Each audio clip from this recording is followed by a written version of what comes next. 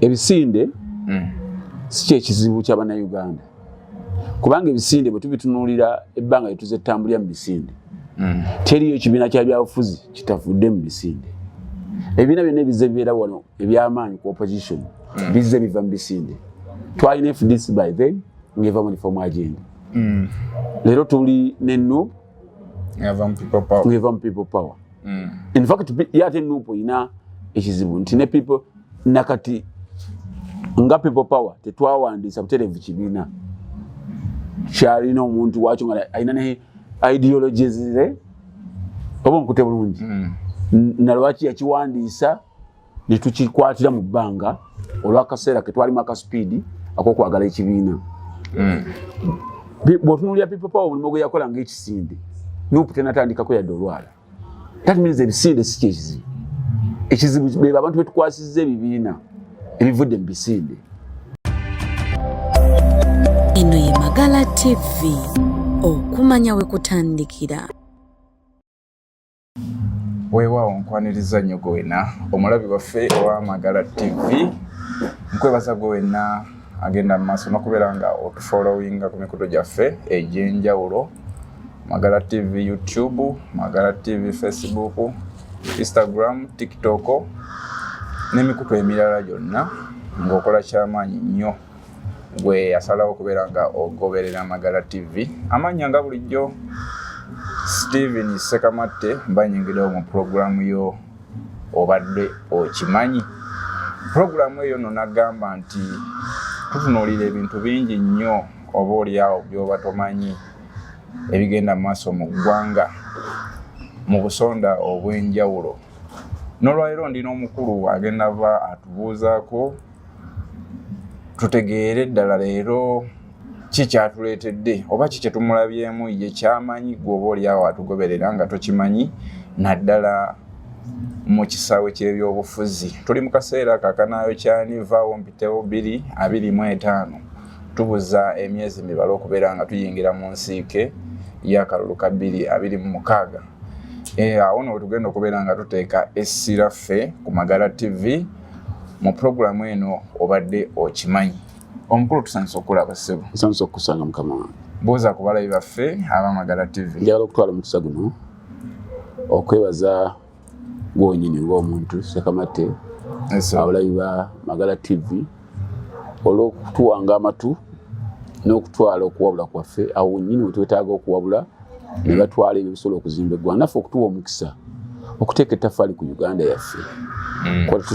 Waliwo bannaffe abali mu buyinza nga bo bamala kugenda mu nsiko okulaga nti kye basobola okukola okuteeka ettaffaali ku Uganda. Naye ffe tuba tusobola okufuna omukisa ku Magala TV nga yesitulaga oba olutalo lw'amaanyi tuteeka okutuusa eri bannansi okubamanyisa ebikulu babitegeere bwe bayambeko naddala nga tugenda mu kulonda okuddako kubanga kati okulonda kwa Uganda yeringa ensiko ya kinaana. Kati munnansi bw'atafumiitiriza ku kyagendako n'alowooza nti okulonda kwagenda mu kufaanana okulonda kwa bulijjo aba tafumiitiriza mu kaseera abantu baba babbira akalulu kuba President Museveni ogenda mu nsiko babba akalulu. Kati akalulu ke babba ye ate tebabba nakake babba Kapoose Mwogere naye n'anyiiga n'agenda paka mu nsiko akulwanyisa Kibba Kalulu. Kati President Museveni waba yasobola y'okunyiiga nga n'akalulu ke babbye si kake munnansi bamuwa omukisa gw'emyaka 5 ogw'okulonda obukulembeze n'atagweyambisa bulungi abatalowoozeza mu kiseera bannansiko kye bayingirira ensiko nalwaki bayingira ensiko kubanga okulonda okwaliwo by then kufaanana bulungi ne kwe tugendamu. So bw'otuwa omukisa nga Magala TV okuwabula okusinga okunenya oluvannyuma lw'ebivuddemu katuwabule nga tebinnabaawo munnansi asalawo bulungi kimuyambeko okutaasa ebisala bye by'omu maaso ng'asinza ku birowoozo bye tumuwadde. Munnayuganda ntawulidde kumanya. Amanya gange nze Ssennyonga Beekabyayi, nze ssentebe w'eggombolola y'Emitete, ndi munnaNUP. Omukulu muwulidde omukulu Beekabyayi ate nno mukulembeze. Ndi mukulembeze. Kabanga tusanyusa okusinkana ku Magala TV. Nga bwe mbagambye nti omulabi waffe wa Magala TV programu obadde okimanyi. Nga bwe mbagambye tuli mu kaseera kanaayo kyani mu kisaawe ky'ebyobufuzi tugenda vira ddala wansi nga tujja tukulambululira ebyobufuzi bya Uganda kiki tuteekeddwa okukola oba abali mu nsiiko oba mu ntabiro kiki bateekeddwa okukolera gwe Munnayuganda nga tonnaba kuyingira mu byobufuzi. Gwe naye Munnayuganda kiki oteekeddwa okumanya. Tugenda tandikira Beka Byayi ku nsonga omulamwa gwe tugenda okwogerako olwaleero. Tulaba buli ekiseera ky'akalulu bwe kasembera tulaba ng'ebibiina bingi ebimeruka oba oliawo nga tebinafuuka bibiina naye ebisinde bijja bigunjibwawo nga twagala okumanya ku Magala TV oba twagala okutangaaza mu Bannayuganda tumanyire ddala ebisinde binene ebijja nga bitondebwawo nga tutuuse mu kaseera ak'okuyingira mu kalulu kennyini biyambako okulwanyisa gavumenti eyo Bannayuganda gye bakooye oba gye bagezaako okugamba nti bakulembedde emyaka 4 biina ettafaali gye bigattako oba just byongera bwongezi maanyi eri gavumenti. Gwe mukulabako okw'ensonga eyo gwolowooza ebisinde binene bijja bigunjwawo pakati olwaleero tulaba nga waliwo DA in fact DA mwenzikiriza panawo DA mukiririza ate mu kweyanjula ogambye oliwa NUP membership as a party DA as a pressure group. Awo tugenda tuukawo DA webanga yazivuddeyo neegunjibwawo ssaawa eno ate nga Munnayuganda essuubi abadde aliyina mu kibiina kya National Unity Platform tulaba ne PFF nayo weeri obudde buneeno. Mulowooza kino Munnayuganda agenda kukikiririzaamu atya nti ddala abantu baneeno abatugamba nti bali ku nkyukakyuka ddala bali ku nkyukakyuka gye baagala Bannayuganda? Njagala okusooka ebisinde si kyekizibu kya Bannayuganda kubanga ebisinde bwe tubitunuulira ebbanga lye tuzettambulira mu bisinde teriyo ekibiina kya byabufuzi kitavudde mu bisinde. Ebibiina byonna ebize bibeera wano eby'amaanyi ku opposition bizze biva mu bisinde. Twalina FDC by then ng'eva mu reform agenda. Leero tuli ne NUP ng'eva mu people power. In fact yate NUP ina ekizibu nti ne people nakati nga people power tetwawandiisa butereevu kibiina kyalina omuntu wakyo nga alina ne ideologies ze oba nkute bulungi nalwaki yakiwandiisa ne tukikwatira mu bbanga olw'akaseera ke twalimu akaspeedi ak'okwagala ekibiina. Bw'otunuulira people power omulimu gwe yakola ng'ekisinde NUP tenatandikako yadde olwala.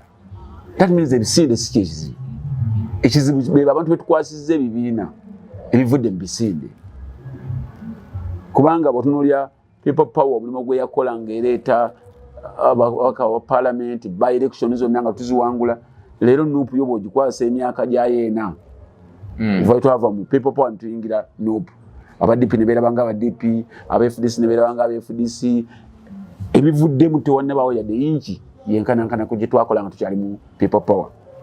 So kubanga bw'otunula lwaki twetaaga ebisinde bino leero abantu abakutte ebibiina by'obufuzi babifudde ng'ekyokukozesa obukozesa batuuke gye balaga.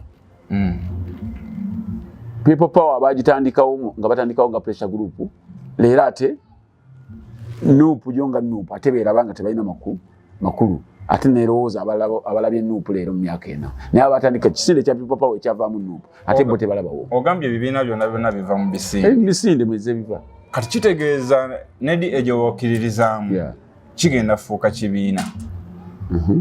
Awo wembuuliza ddala ebibiina ebigunjibwawo enkya n'eggulo biri ku mulamwa gwa kununula ggwanga lino kununula Bannayuganda oba just muli mu business?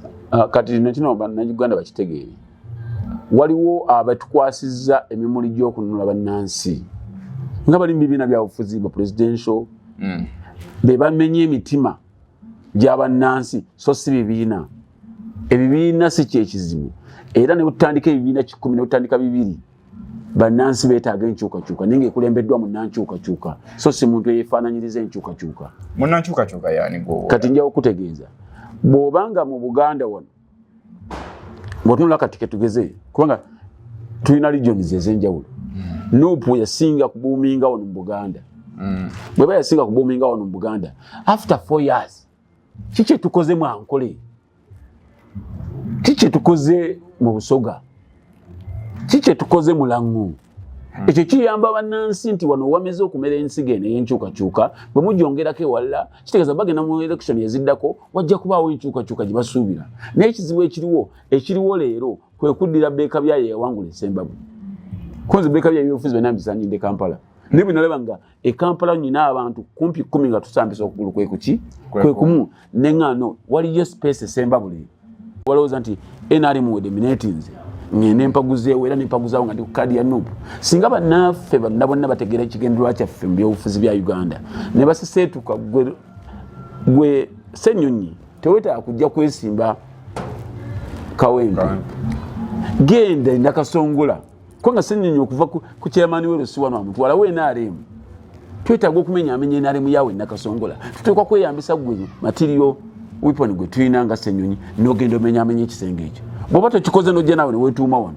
Wayisa mu kifo ky'okudda e Busoga ogende ozimbe Busoga mu Nuupu. Ate naawe n'oga no ngenda Nakawa oba omukute bulungi. Lubongo ya mu kifo ky'okugenda mu Ankole ozimbe ekintu ekyo kiveewo. Ate naawe n'oga no bali mwezi ovaawo ate bali mwezi gw'ojjawo ate naye abadde asambisa okugulu kwe kuki kwe kumu. Kiwa bannansi ekifaananyi nti struggle gye muliko si eyaabwe ey'okukyusa obukulembeze eyammwe yakwekyusa mwe mubeere bulungi ng'abantu. Kubanga tewali bwetaavu kujja Nakasongola Ssenyonyi nga tewali yeddi Nuupu eyogerwayo ate n'oga nti ngenda Nakawa nga bw'ogende gindi Nakasongola ki ekibaawo. Lwaki we Nakasongola si gw'ovuganya?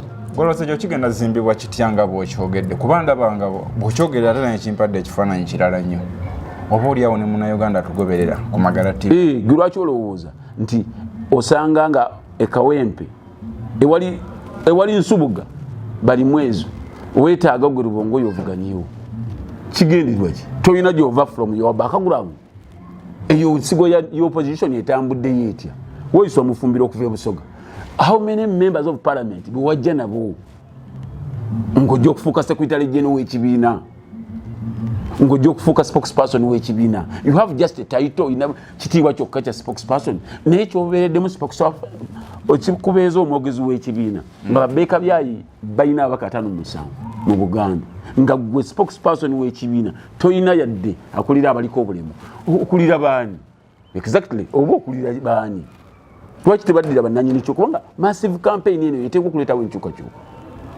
Ekizibu kye tusanze mu Uganda naye njagala okoze bulungi okujja okulabula bannansi. Nze ndi musajja Munnabuddu. Ewaffe waliwo ekitundu kye bayita Nnyendo. Nnyendo bakwasi ba nseenene. Kati mu biseera by'enseenene tuteeka amataala waggulu. Naye amataala gennyini agakwata enseenene ge gamu ge gakwata ebizezenge. Kati bw'oba teweegendereza ng'oli toli nnyo mutegeevu nti amataala agakwata enseenene ge gakwata n'ebizezenge. Oyinza okuddira pipa yonna n'oyiwa buli mukasero n'ogenda osiika n'omaliriza nga n'ebyoliridde mulimu n'ebitali eki nseenene. So bannansi tuteekwa okubalabula mu budde obutuufu ne beetegereza bwe tuba twetaaga nseenene ekikulisa ekizezengere kiki.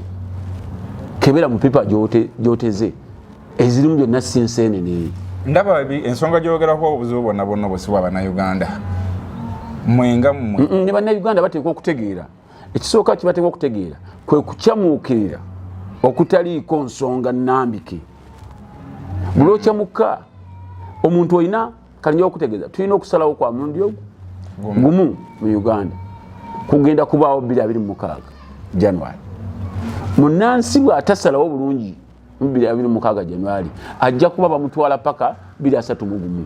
Bw'otafumiitiriza ku lunaku lumu bwe luti oyinza okufiirwa emyaka 10. Lwaki tofumiitiriza ku lunaku olumu lw'olabanga olw'okusaaga? Fumiitiriza ku lunaku lwe baakuba essasi erisooka mu G8. Ofumiitiriza olunaku lw'okkira akabokisi naawe eryo essasi lyo. Tomala gatiikinga butiikinzi. Tokyamuka.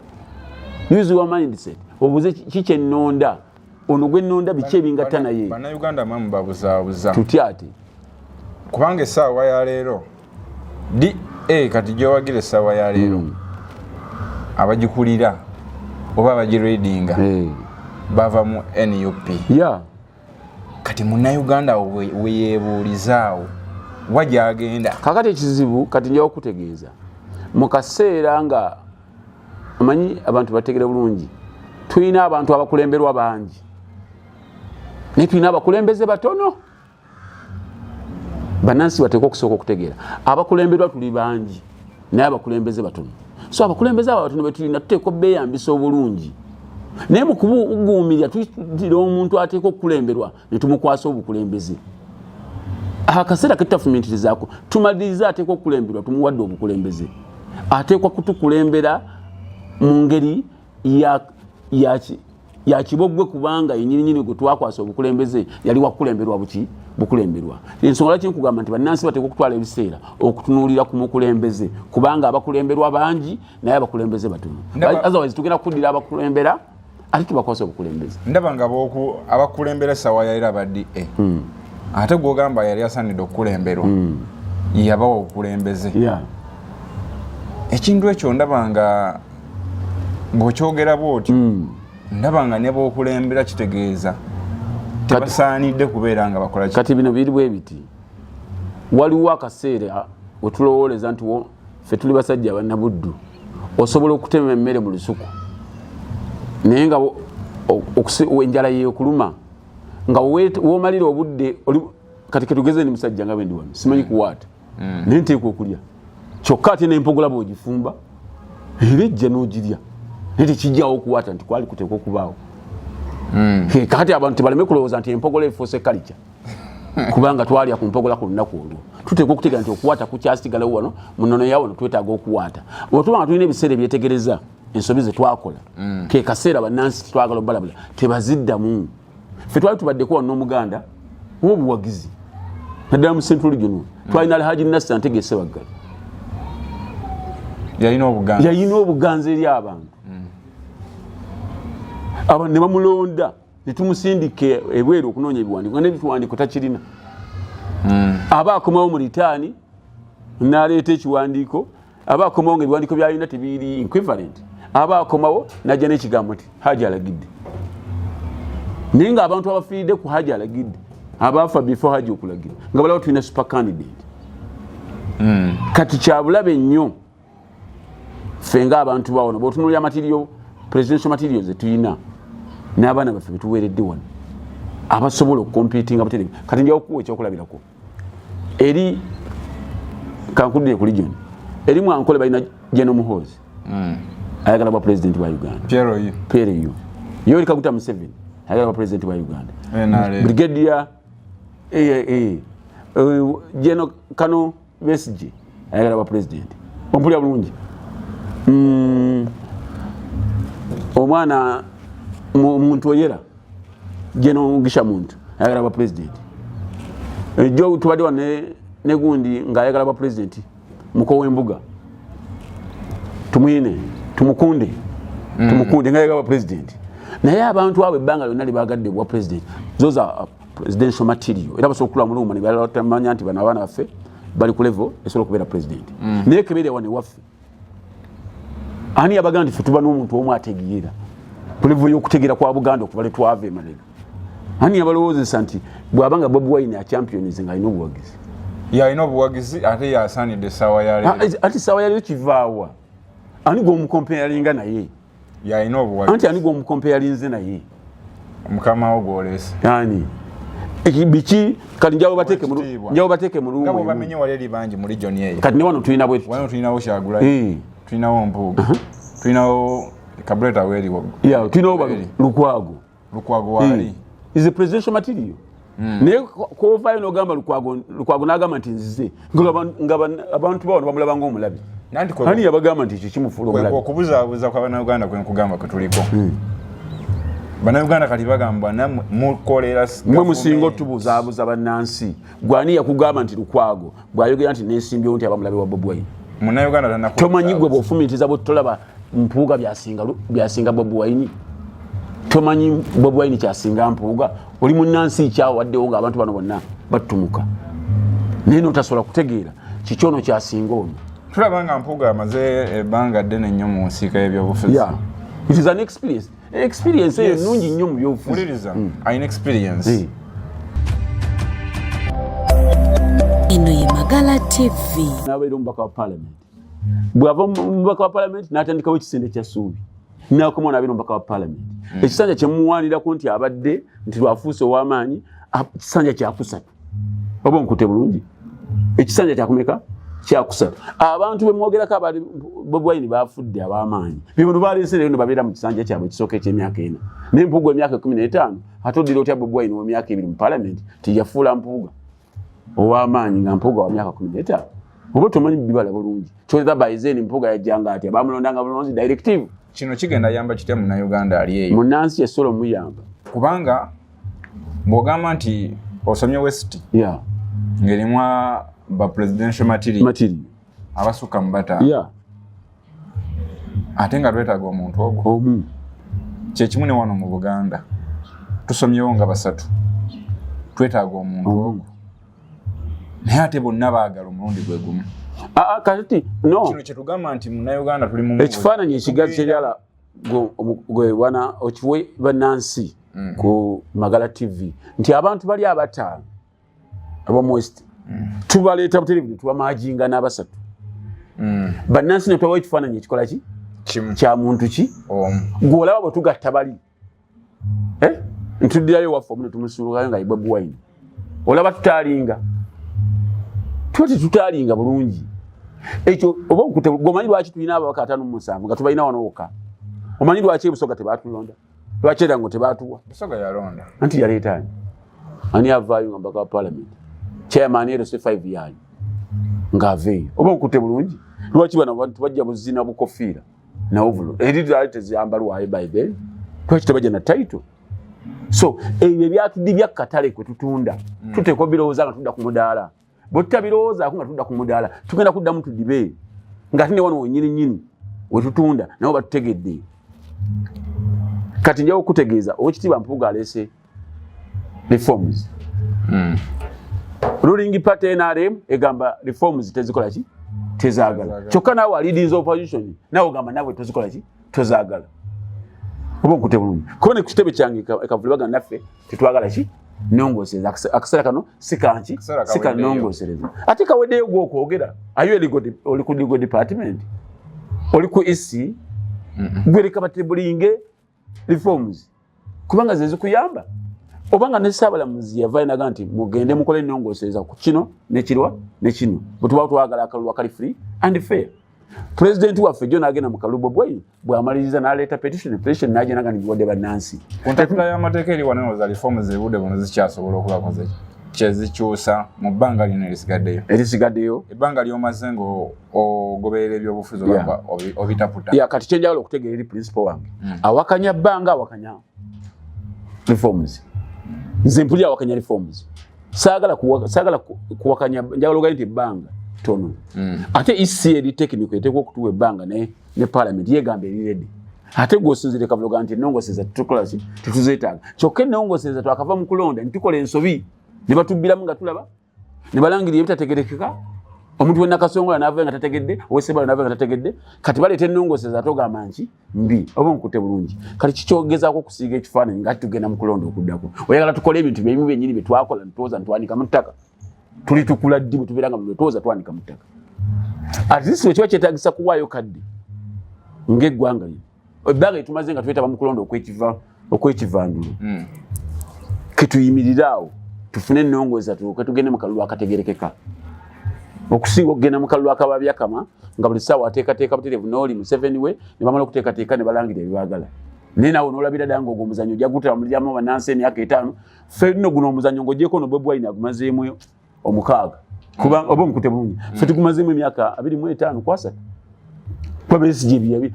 Practice yennyini Besigye azagibeeramu. Ngeri ebivaamu bifaanagana Bobi Wine byakoze ki?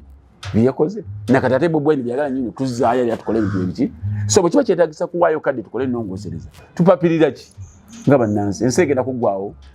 Twabadde n'okulonda kwa bakyamaani b'eresoma twakongerayo paka 2026. Ensi yaweddewo. Kiki ekitupapya kuwena ensonga ennene? Enunula eggwanga nga tetuyiye musaayi.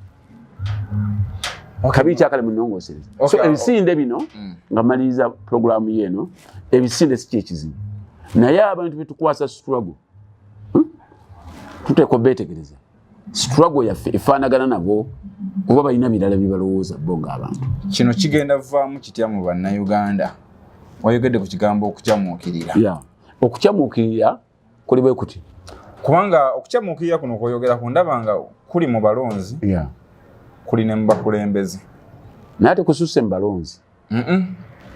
Anti nze ndi omu ku balondebwa.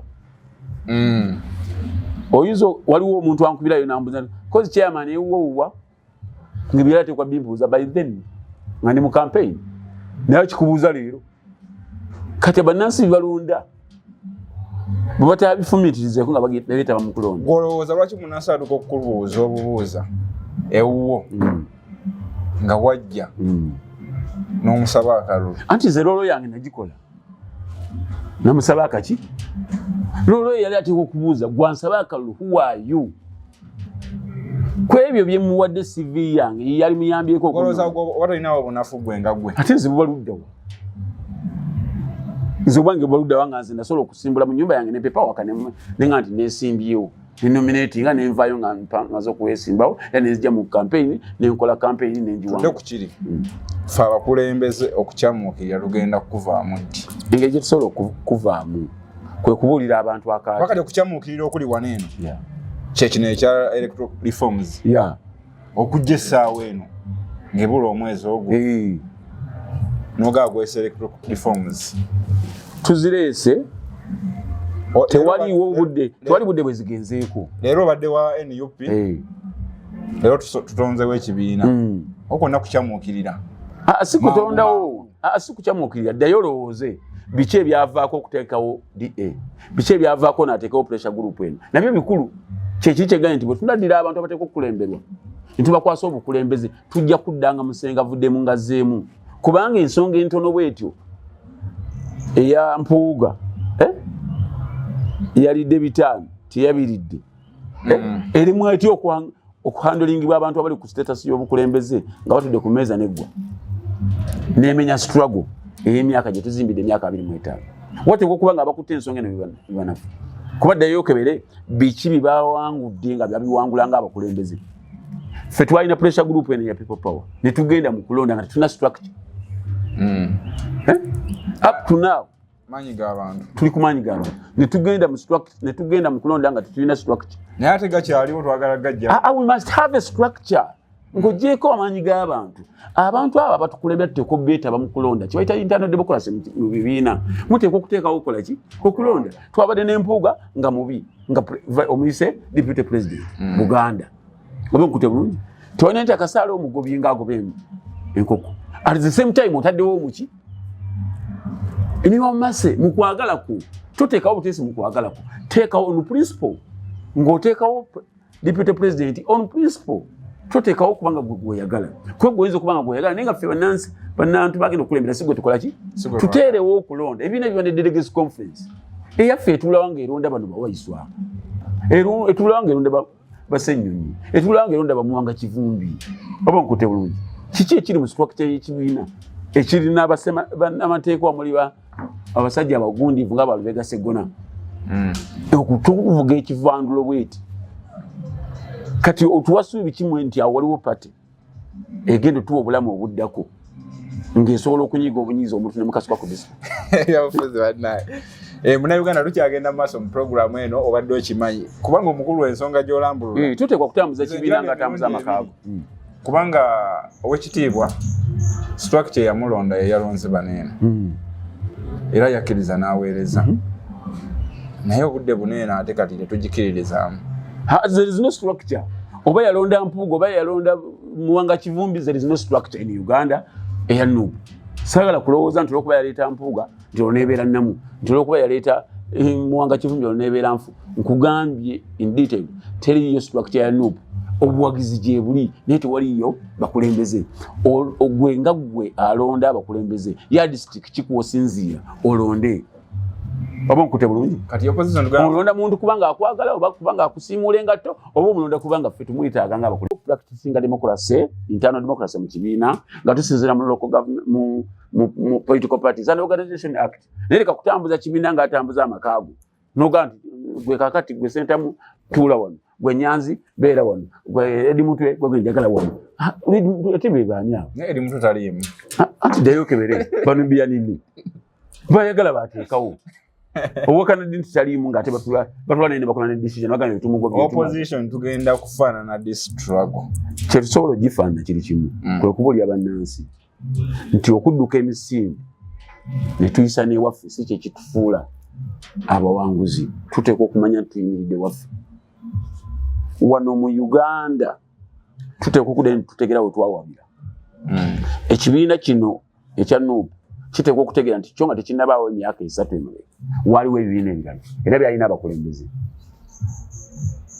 oba nkute bulungi awe waawo bwe twagala okutereeza ngeri kye tutereezaamu ogambye nti abakulembeze baaliwo era ebibiina byaliwo naye tulabanga gavumenti etukalakasa emyaka 4 ng'ebintu ebyo byonna weebiri okimanyi nti waliwo omuntu asobola okukolera gavumenti era gye bali bw'osiiga ekifaananyi okuva mu myaka okuva twava mu kulonda ddayo mbuulireyo woliwe naakulabye wano oliraanye e Kampala njagala ombuulireyo walaba olukuŋŋaana ng'abakulembeze b'ekibiina batudde awo wansi bategeereza abantu ekiddako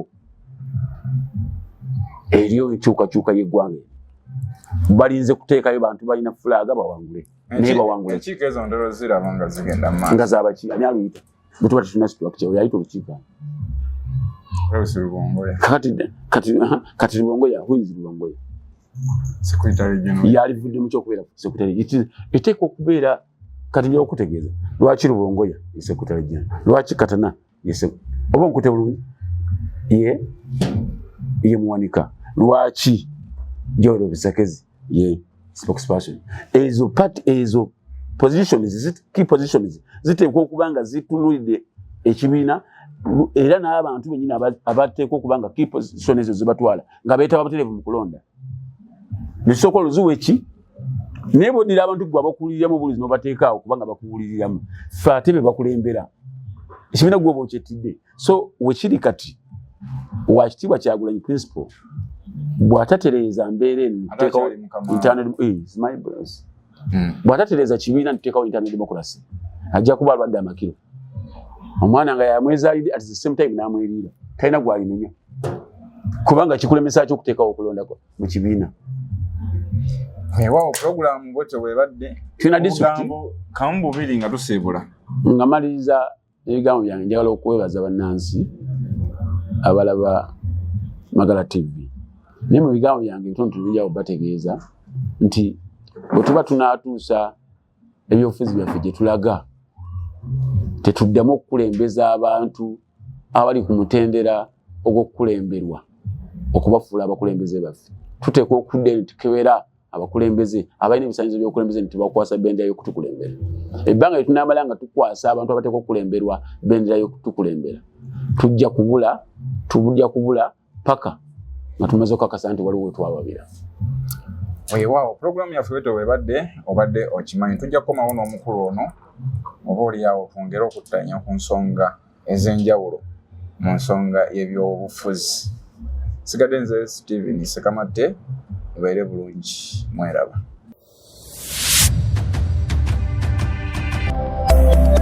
eno ye Magala TV okumanya we kutandikira.